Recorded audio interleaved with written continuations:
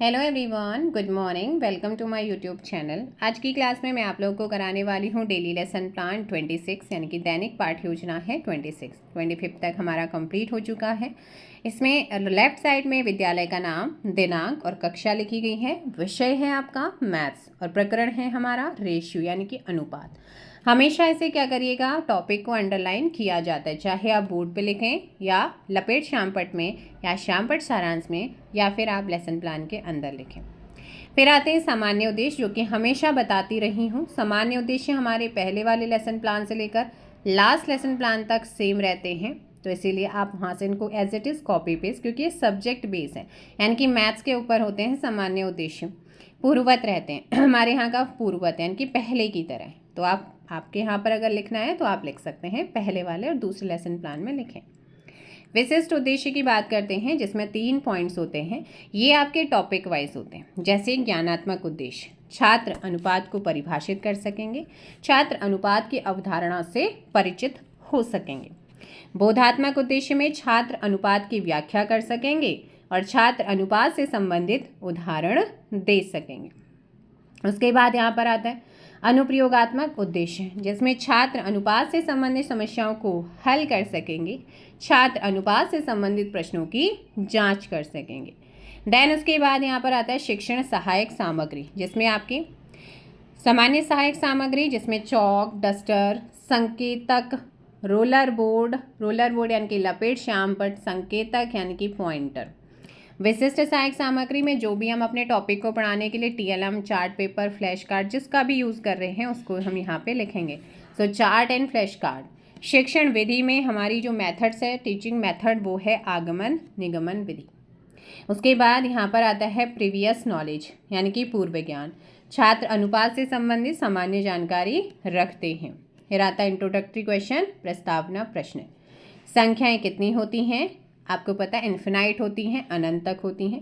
2 अलग अलग संख्याएं बतानी है, कोई भी आप बता सकते हैं, बच्चे अलग अलग होते हैं। तो 10 और 12, इनमें से कौन सी संख्या बड़ी है? 12। आपको कैसे पता चला कि 12 जो है वो बड़ी संख्या है? तुलना करके, कंपेयर कर। तुलना करने को गणित की भाषा में क्या कहते हैं? तो ये बनता है यहाँ पर समस्यात्मक प्रश्न। सो नेक्स्ट हमारा आता है उद्देश्य कथन। आज हम अनुपात के विषय में विस्तृत अध्ययन अध्यापन का कार्य करेंगे। देन उसके बाद यहाँ पर आता है अनुपात, हमारा फर्स्ट टीचिंग पॉइंट। लेकिन इसकी भी शुरुआत जो होगी वो विकासात्मक प्रश्न से होगी। अवनी के पास 30 तथा शैरी के पास 45 रुपये हैं, किसके पास अधिक रुपये हैं? तो यहाँ पर बच्चों ने आंसर दिया है शैरी के पास है। सो गणित में तुलना करने के लिए हम किस चिन्ह का प्रयोग करते हैं? ये समस्यात्मक प्रश्न। उसके बाद यहाँ पर एज ए पीपल टीचर वो व्याख्या करेंगे, स्पष्टीकरण देंगे, और स्पष्टीकरण करते हुए यहाँ पर बल्कि उन्होंने एग्जाम्पल भी दिया है। ईशा का वजन 25 kg है, उसके पिता का वजन 75 kg। पिता का वजन पुत्री के वजन का कितना गुना है? इसमें 2 राशियों की कितने गुना के रूप में तुलना की है। ये तुलना अनुपात कहलाता है और अनुपात को इस तरीके से इन चिन्हों के द्वारा दर्शाया जाता है। यहाँ पिता के वजन का पुत्री के वजन के साथ रेशियो निकाल देंगे, तो यहाँ पर जो रेशियो निकल गया है 3:1। तो बस यहाँ पर आपका टीचिंग पॉइंट कंप्लीट, टीचर वहाँ पे एक्सप्लेन करेगा। फिर उसके बाद यहाँ पर आप स्टिकी नोट के थ्रू मिनिएचर्स का यूज़ कर सकते हैं, जो कि बहुत सुंदर तरीके से मिनिएचर्स बनाया गया। उसके बाद अनुपात का चिन्ह क्या है, अब आपने जो ये पढ़ाया है ना, इसी से रिगार्डिंग बच्चों का इवैल्यूएशन करेंगे, इनके मूल्यांकन करेंगे कि बच्चे को समझ में आया कि नहीं है, और आया तो कितना आया है। तो उसके लिए बनता है आपका मूल्यांकन प्रश्न जैसे कि यहाँ पर बनाया गया है। उसके बाद यहाँ पर नेक्स्ट सेकंड टीचिंग पॉइंट आता है तुल्य अनुपात, है ना, तुल्य अनुपात। सो छात्र दैनिक जीवन में राशियों की तुलना में अनुपात का प्रयोग कर सकेंगे। ये है अपेक्षित व्यवहार परिवर्तन। विकासात्मक प्रश्न बनेगा, एक समूह में 24 लड़के 16 लड़कियां हैं, यहाँ किसकी संख्या अधिक है? तो लड़कों की। तो नेक्स्ट क्वेश्चन आपका यहाँ पर पूछा गया है कि 30/20 तथा 24/6 में कौन बड़ा है? तो समस्यात्मक प्रश्न है। तो बस उसी को यहाँ पर टीचर क्या करेगा, एक्सप्लेन करेगा, और उसके अलावा यहाँ पर मिनिएचर्स का आप यूज़ कर सकते हैं स्टिकी नोट्स की फॉर्म में।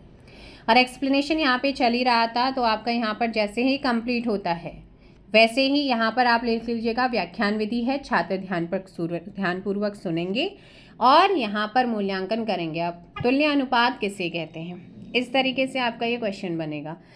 मतलब मूल्यांकन का यही होता है कि आप पहले पढ़ाइए, एक्सप्लेन करिए, उसके बाद बच्चे का मूल्यांकन कीजिए कि उसे समझ आया कि नहीं। फिर यहाँ पर थर्ड टीचिंग पॉइंट मॉडल उदाहरण है अनुपात का। छात्र अनुपात से संबंधित प्रश्नों को हल कर सकेंगे। मॉडल यहाँ पे बनाए क्वेश्चन उन्होंने उसके फॉर्म में, तो ये थर्ड टीचिंग पॉइंट है। तो विकासात्मक से ही शुरुआत होगी। काले और नीले पेन का अनुपात क्या रहता है, तो 2:3 रहेगा।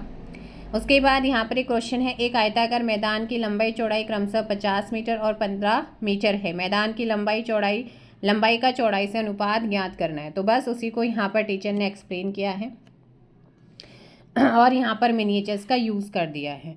उसके बाद इसी से मिलता जुलता एक क्वेश्चन यहाँ पर इन्होंने बच्चों से पूछा है, यानी कि बच्चों का मूल्यांकन किया गया। उसके बाद अगर छात्र प्रश्नावली आपके में है तो आप लिख सकते हैं, अदरवाइज आप इसे स्किप कर सकते हैं, जिसमें आपका छात्र संबंधी प्रश्नों को हल कर सकेंगे। यहाँ पे क्वेश्चन है, फिर यहाँ पे छात्र क्या करेंगे, छात्र क्रिया होगी, छात्र उस क्वेश्चन को हल करते हैं यानी कि सॉल्व करेंगे। उसके बाद यहाँ पर आ जाता है पुनरावृत्ति प्रश्न। पुनरावृत्ति में आप 6:4 के 2 तुल्य अनुपात लिखना है। अनुपात का चिन्ह क्या है, 70 मीटर तथा 90 मीटर का अनुपात क्या होगा, 10/5 और 90/45 में कौन बड़ा है। इसके अलावा यहाँ पर शामपट सारांश आ जाता है। शामपट सारांश मैंने हमेशा बोला है, आप यहाँ पे black chart paper white pen का यूज़ करेंगे, कहीं पे सिल्वर पेन भी होता है लेकिन इरेज हो जाता है। तो यहाँ पर आपका दिनांक, कक्षा, विषय, प्रकरण और अनुपात क्या है, और यहाँ पर जो मेन चीज़ें थोड़ा सा अच्छे तरीके से उसे डेकोरेशन मतलब अच्छा लगता है, अच्छे से लिखेंगे तो। फिर आ जाता है गृह कार्य यानी कि होमवर्क। आपने जो कुछ पढ़ाया है उसी से मिलता जुलता बच्चों से क्वेश्चन पूछेंगे। जैसे कृति और किरण के बीच 60 रुपये को 1:2 में बांटिए। 81 और 108 से अनुपात ज्ञात करना है। तो ये आपका अब क्या है, गृह कार्य। फिर आता है रेफरेंस। तो क्लास 7 की जो मैथ्स की NCERT की पाठ्य पुस्तक है उसको इन्होंने रेफरेंस लेकर के इस टॉपिक को तैयार किया है। तो इस तरीके से आप लोगों ने ये कराना है। सो मिलते हैं नेक्स्ट लेसन प्लान में। ये लेसन प्लान यहीं पे कंप्लीट होता है। अगर ये लेसन प्लान आपको हेल्प कर रहे हैं तो आप हमारे चैनल को सब्सक्राइब ज़रूर कीजिएगा। मिलते हैं नेक्स्ट लेसन प्लान में। Thank you so much.